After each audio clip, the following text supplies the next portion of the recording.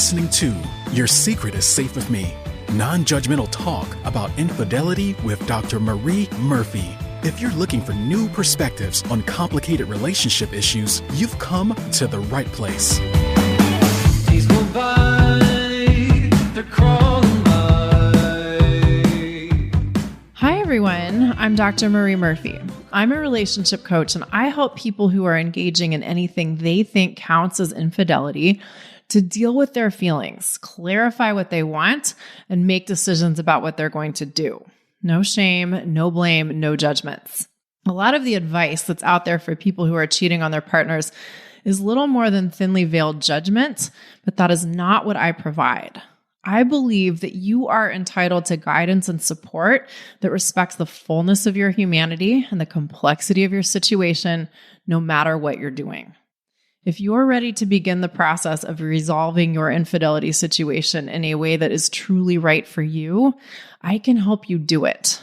When you're ready to talk, you can schedule an introductory coaching session with me through my website, mariemurphyphd.com. You can also learn about the coaching packages I currently offer and my current pricing on the services page of my website.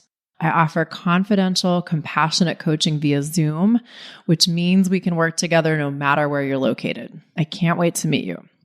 Okay, today's episode is for all of you people who have just come to the realization that you are officially having an affair or are very definitely cheating on someone or are most certainly engaging in something you think counts as infidelity. Here's what this could look like. Maybe you are in a committed and ostensibly monogamous relationship with someone, but you were in the habit of making out with attractive people every time you went to a bar without your partner for a while. And maybe you never considered that cheating, or at least you were able to write off what you were doing as something that didn't really have any serious consequences. But then maybe you made out with the same attractive person a few times, and then you exchanged numbers, and then you started seeing each other, and then you started sleeping with them. And now you are definitely doing something that you think counts as cheating on your partner, and you're like, okay, well, this is kind of crazy. I guess I've officially crossed a line, and this is kind of great and also kind of terrible. Oh my God. Here's another example. Maybe you've been getting closer and closer to a coworker of yours. You're in a committed relationship with someone else, and you committed to being monogamous with that person. But this coworker is the person you look forward to seeing every day, or however often you see them. They're the person you want to talk to about the things in life you consider most important. And for a while, you might have been aware that your interest in your coworker was significant, but it didn't seem like a problem. But then something changed. Maybe you got physically closer to your coworker. Maybe you got emotionally closer to them. Maybe it was a little bit of both. Maybe it was something else entirely. But whatever it is that changed, you now know in your bones that what you're doing isn't quite kosher anymore. You know that what you're doing can't be written off as harmless. You know that what you're doing counts as cheating in your own estimation. And you may also be pretty sure that your partner would think of what you're doing as cheating too. Now, of course, these are just a couple of examples. There are so many, many ways that an infidelity situation can begin. There are so many different forms an infidelity situation can take.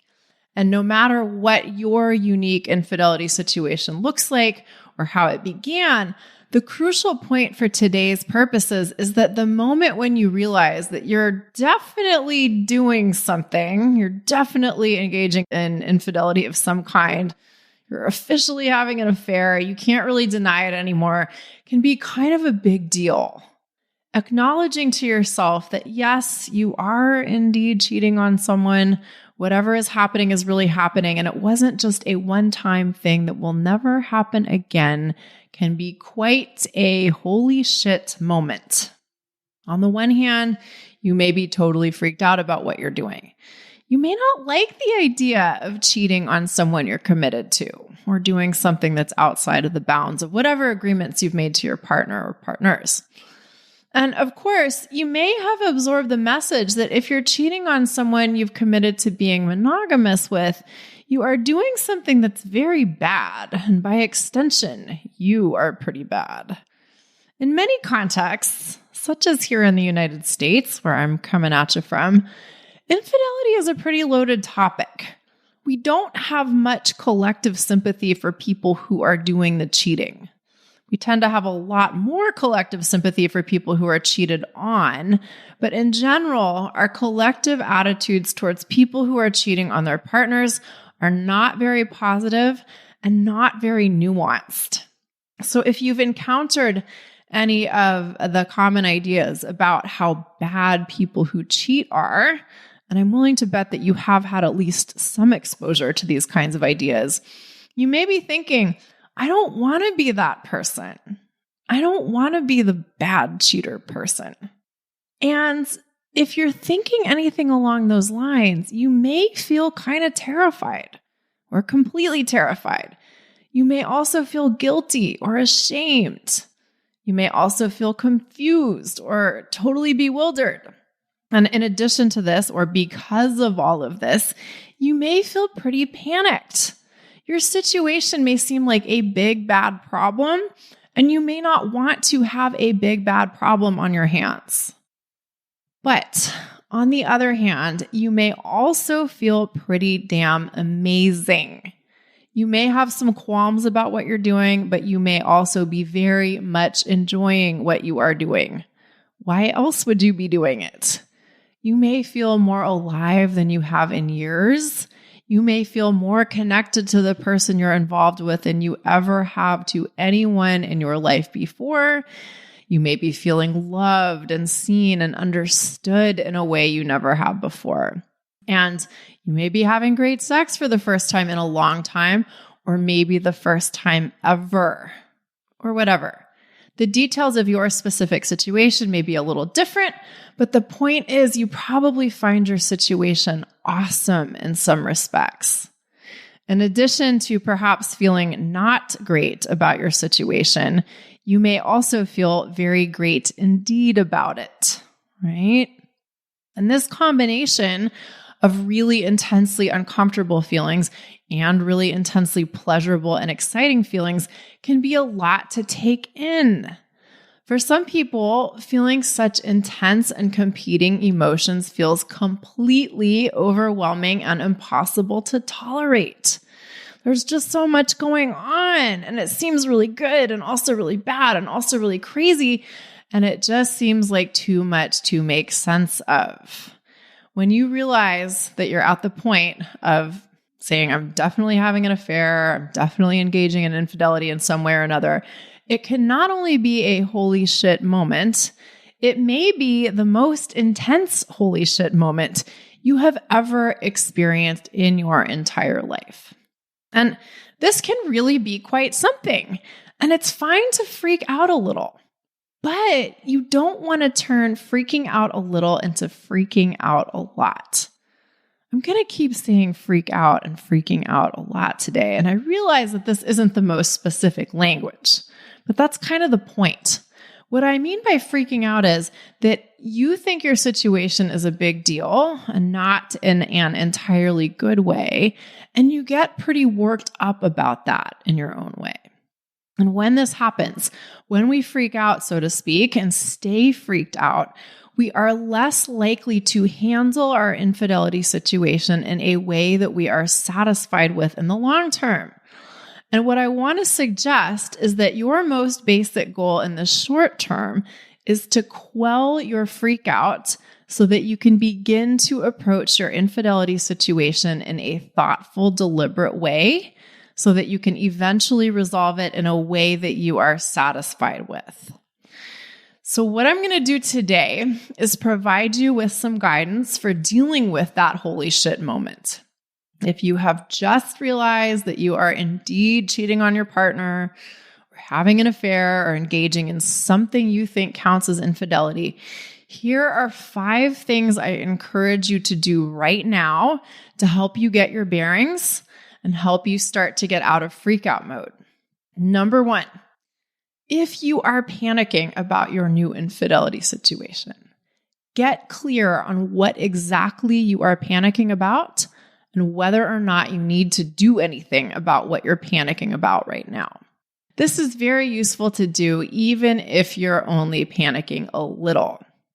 When we feel panic, when we experience the emotion of panic, we tend to interpret it as an indication that we need to take action quickly. And sometimes that is an appropriate response to feeling panic. If you are walking down the street and a bus is hurtling towards you and is about to hit you, feeling panic is not unreasonable. And if you don't want to get hit by the bus, you need to take action immediately and get out of the way. But there are many times when feeling panic is not necessarily an indication that we need to take action right away. Our sophisticated human brains are very good at identifying possible threats to our survival and very good at inspiring us to protect ourselves from potential threats. That capacity has served us well, evolutionarily speaking. Our ability to sense danger and protect ourselves from it has allowed humans to survive and evolve. But the thing is, society has evolved a lot faster than our brains have.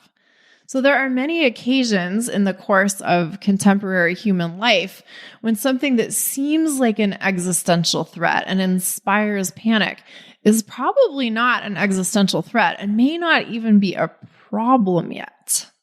So for example, if you have a job and if you have a boss, and if your boss sends you an email that says, you did a terrible job on that project and we need to talk, you may think that life as you know it is about to end, and you may feel panic. But your life as you know it may not be on the brink of ending. It's true that your boss might later sit you down to tell you that your job is in danger because you did a bad job on the project, and you need to work on your performance if you want to keep your job. And hearing your boss say all that might be a little nerve-wracking for you, and you might want to do something. You might want to work on your performance if you want to keep your job, perhaps, or not. But what's important to note is that your boss telling you that you did a bad job on a project and telling you they want to talk with you is not, in and of itself, a threat to your existence. Your brain might tell you that it is. But upon calm consideration, we can see that your boss saying these things to you is not an existential threat.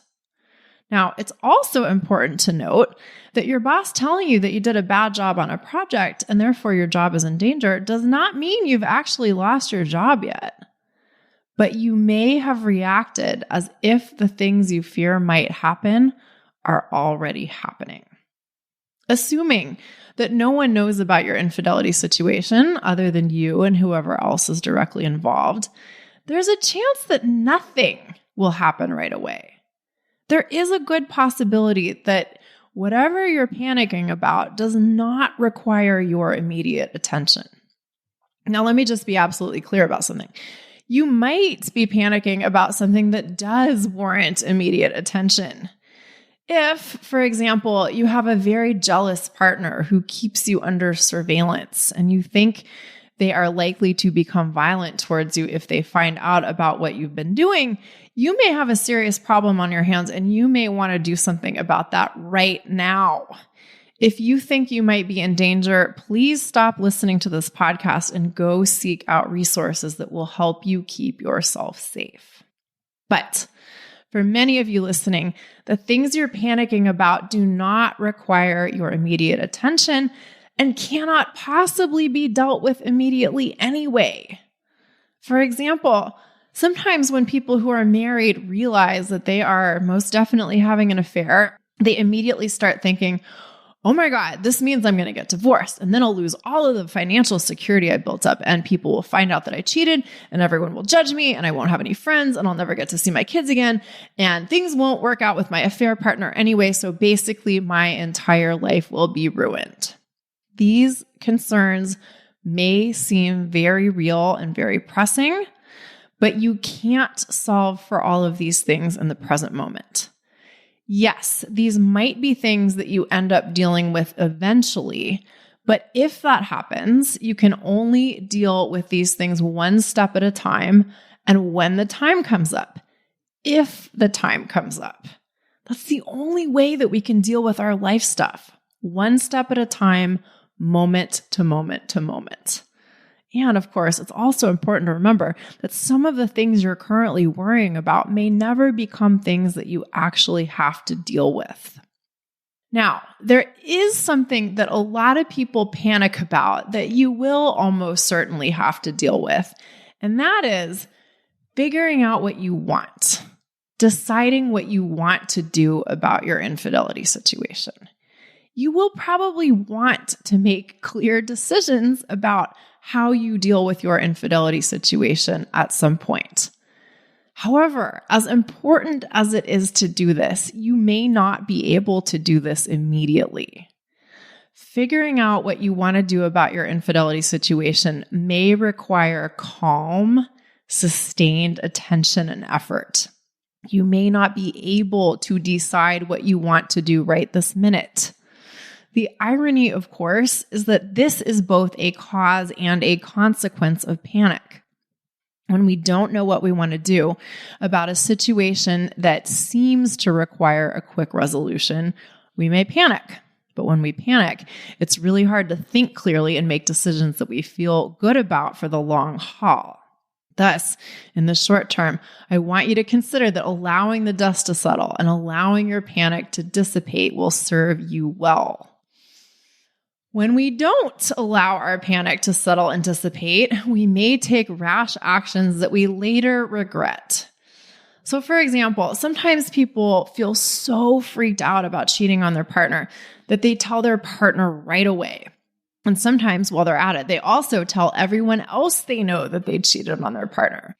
Maybe they tell their parents and their partner's parents.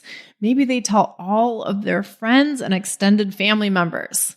They feel like they have this deep, dark secret that they simply cannot live with, so they get it off their chest as quickly as possible. And then their partner is upset and their friends and family get involved, and the situation becomes a really big deal for a lot of people. And then 1 week later, the person who was doing the cheating and did the major confession thing is like, oh, maybe I didn't need to tell everyone I know about what I did. If I'd given myself a moment to just calm down, I think I would have handled this situation very differently. But doing something like what I just described is completely understandable because when we're panicked, we tend to do things like that. We tend to do impulsive things. So please, if you are panicking, get clear on what specifically you are panicking about. Ask yourself if you really need to do anything about it right now. And if you do need to do something about it, go and do it. But if you don't, your first job is to allow your panic to dissipate. That brings me to recommendation number 2, which is be willing to slow down and take a thorough look at what's going on in your infidelity situation. Now, I don't mean that you shove the whole situation under the rug and you put off dealing with it indefinitely. That's not what I mean by slowing down. What I'm recommending is that you allow yourself to ease out of panic mode and ease yourself into puzzle-solving mode. As stressful as infidelity situations may be, as inconvenient or disruptive as they may seem, infidelity situations present us with amazing opportunities to get to know ourselves better. They present us with incredible opportunities to take a close look at what we want in our relationships or in our love lives / sex lives / romantic lives, and to potentially make some adjustments. Infidelity situations are often indications that we are due for making changes of some kind or another in our lives. And this may seem like a terrible problem to have because sometimes we're terrified of making changes in our lives. We don't like the idea of disrupting our own lives, and we fear that if we make changes, we'll also disrupt the lives of people we care about. What I want to suggest is that it's totally okay to have these kinds of fears. And I will tell you that these kinds of fears or concerns are very common, but you don't want to let these fears get in the way of you taking a comprehensive look at what's going on in your life right now and being honest with yourself about what you want. And doing those things can take some time. When I say that, I don't mean that deciding what you want to do about your infidelity situation needs to take forever. Not at all. I would be the first person to encourage you to deal with your infidelity situation as efficiently as you reasonably can. But dealing with something efficiently doesn't mean you have to or even can deal with it instantly. It took you a while to get to this point in your life. And so I encourage you to be willing to invest some time and energy into figuring out how you want to move forward and deciding what you want to do about your situation. When we have a situation on our hands that seems challenging to solve, we often want to go to one of two extremes: bury our head in the sand forever and avoid the whole thing entirely, or solve the whole problem as quickly as possible. In my experience, we need to be willing to find the middle ground between these two extremes if we want to find satisfying resolutions to our challenging life situations. As Ram Dass says, you have to go as fast as you can, but you can only go as fast as you can. We've got to learn how to move forward tenaciously without rushing. That brings me to point number 3. If you take my advice and you decide to slow down and think carefully about your infidelity situation before you make any decisions or take actions that have major consequences, this might mean that you choose to continue your infidelity situation and everything that comes with it for a little while. And a little while might mean a week or 2 or 3, or even a month or 2 or 3, or maybe longer. Of course, you could also put a complete stop to whatever it is you're doing and think about your life and what you want to do about your relationships from that position too. But a lot of people don't want to stop what they're doing infidelity-wise. They may feel bad about what they're doing in some ways, but they also don't want to stop. And this can lead to a lot of hand-wringing. People love to tell me things like, oh my God, I just feel so bad about what I'm doing. I hate being dishonest. I hate being deceptive. I feel so guilty. I can't believe I'm doing this. I never thought I would cheat on anyone, or I never thought I would have an affair. Oh my God, oh my God, oh my God. Now, I'm completely sympathetic to these sorts of sentiments, but I want to caution you against spending too much time wringing your hands in consternation. If you want to stop whatever you are doing infidelity-wise, you can. You can stop right now if you want to. That is always an option at any point. But if you really don't want to do that just yet, I want you to consider the possibility that there may be value in giving yourself permission to keep on doing what you're doing for a while for the sake of giving yourself the opportunity to get clear on what you really want without the pressure of urgency and freak out. Now, people sometimes freak out when I suggest this. Some people think that doing anything other than putting a stop to their infidelity immediately is categorically bad. And as I said a moment ago, if that's what you think, and if you want to stop what you're doing, then just stop what you're doing. That's always an option. But people then often tell me that they can't stop what they're doing, or they really don't want to stop what they're doing. And my response to that is, might it not be more productive to allow yourself to be where you are instead of constantly fighting with your current reality?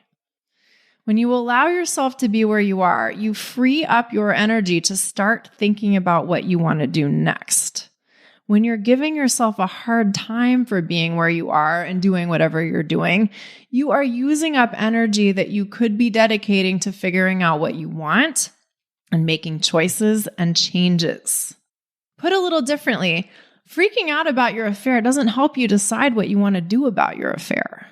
Some people think it's morally better to beat themselves up for having an affair than to not beat themselves up for what they're doing.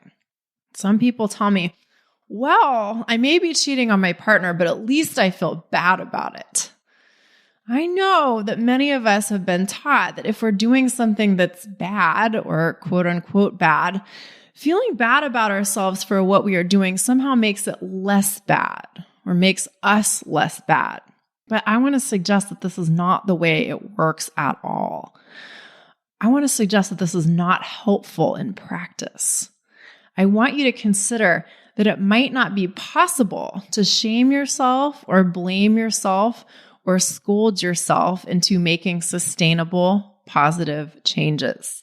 I want you to consider the possibility that self-acceptance, self-understanding, and self-love are far better motivators of lasting change than self-reproach. Understanding what you're doing, giving yourself self-understanding doesn't mean you give yourself a free pass to do whatever you want. It means you put down the cudgel and you stop actively beating yourself up. I think cudgel is the word I want to use there. I hope so. The stick that you're beating yourself with. Put that thing down, whatever it's called, cudgel or not. I'm going to have to look that up later. Okay, to sum up point number 3, I want you to consider the possibility that in order to resolve your infidelity situation in a way that's truly right for you, you may want to decide that you are willing to exist in a gray area for a little while or a little while longer. Now, I'm not suggesting you stay here forever or even indefinitely. Remember, in this episode, I am speaking to folks who are in new infidelity situations and are just trying to get their bearings. If you have been in your infidelity situation for months upon months or years upon years, we need to have a different conversation. But if you're new to this whole thing, consider the possibility that being willing to tolerate existing within your conundrum for a little while may ultimately help you resolve it in a way that you find satisfactory. That brings me to my 4th suggestion of the day. I cannot stress this one enough. I want you to allow yourself to be really, really, really honest with yourself about what's great about your infidelity situation. So much of the standard advice, if you can even call it that, about infidelity stresses that infidelity is bad and wrong, and that's all there is to it. And if there are elements of your situation that you don't like, that's fair enough.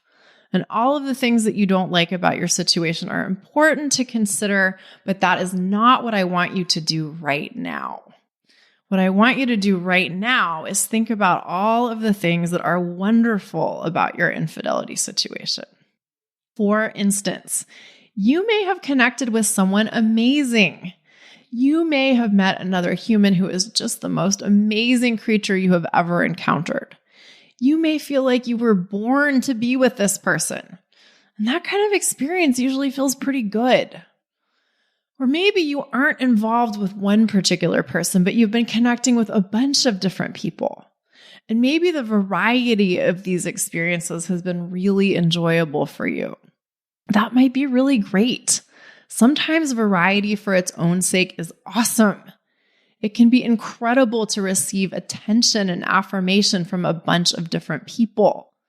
Maybe you've always thought that love and desire and connection were experiences that were scarce or hard to come by. And lately you've been experiencing an abundance of all of this stuff. And that may be wonderful for you on so many different levels. Also, let's face it, you may like the excitement that comes from sneaking around and being deceptive. You may like having a secret. You may find lying kind of thrilling, and you might be reveling in having something to lie about. And even if you don't like lying, the novelty of having a secret romance might offset the stress of lying, or the stress that comes with doing anything else that you don't feel great about doing. But anyway, these are just examples. There are 1,020 ways that you may find your infidelity situation wonderful. What I want you to do is get really clear on what they are. There are a lot of reasons why it's important to do this. There are a lot of reasons why it's important to be honest with yourself about what's great about your infidelity situation. But here are 2. 1, If you're going to eventually get to a point where you clarify what you want and you start making choices about what you want to do about your situation and you start taking action in the service of those choices, knowing what you like and appreciate and value and enjoy is essential. And being able to acknowledge what you appreciate about your infidelity situation is part of that process. People sometimes think that denying what's great about their affair will ultimately help them make better choices about their affair. That's just not the way it works. Denying what you like or love or enjoy usually leads to making decisions that you don't love. Being comprehensively honest with ourselves about what we want and what we don't want helps us make decisions we can get behind. And being comprehensively honest with yourself about your infidelity situation definitely includes acknowledging what you appreciate about it. The second reason why it's so important to acknowledge what's great about your infidelity situation is this: you are alive for now. Why not allow yourself to enjoy the experiences that you enjoy? This may seem like an insignificant thing, but it's really important. If you're doing something that you enjoy, you might want to allow yourself to enjoy it in the ways that you enjoy it. That doesn't mean you have to keep doing whatever you're doing forever. At some point, you might choose to stop for reasons that you really like. But if you're going to do it, why not enjoy it while you're doing it? Recommendation number 5 is this: decide to take responsibility for your part in this situation. Now, deciding that you're going to take responsibility for your part in your situation does not mean that you're going to do everything perfectly, or that you should try to do everything perfectly, or that there's even such a thing as doing everything perfectly. Rather, it means that you decide that you're going to deal with your situation as consciously and deliberately as you can, one step at a time. You may not know exactly what that will look like from start to finish yet, but that's okay. You don't need to. And how could you anyway? What you do need to know is that it's one thing to approach your infidelity situation from the position of believing that you do have some power in the situation. You do have some options and you do have some choices, and deciding that you're going to step up and take responsibility for the things you have the power to control to the best of your ability. It's another thing entirely to approach your situation believing that you are at the mercy of forces beyond your control. Allow me to elaborate. Sometimes people find themselves in an infidelity situation and they tell themselves they don't know how it happened and they don't know what they want. And any decision they make about what to do next is bound to be bad. So therefore, they can't do anything. And then they just sit around and wait for something to happen. Actually, they usually don't just sit around and wait. They usually keep on doing whatever it is they're doing with their relationships, but they don't attempt to clarify what they want. They don't make any decisions. And as a result, they don't take any decisive action. They just stay in limbo or stay stuck or stick with the status quo. This is very different from someone saying to themselves, okay, I have found myself in an infidelity situation. I might never have imagined I would find myself here, but here I am. And I am going to take it upon myself to figure out what I want to do about all of this, one step at a time. And today, all I need to do is take my first step. And I may not know what that is yet, but I am going to take responsibility for figuring that out. I may not be able to make all of the decisions today, but I can take responsibility for making one small decision today. There's a really big difference between the two approaches I just described. And your one small decision for today might just be that you are going to carry on with your infidelity situation for another day.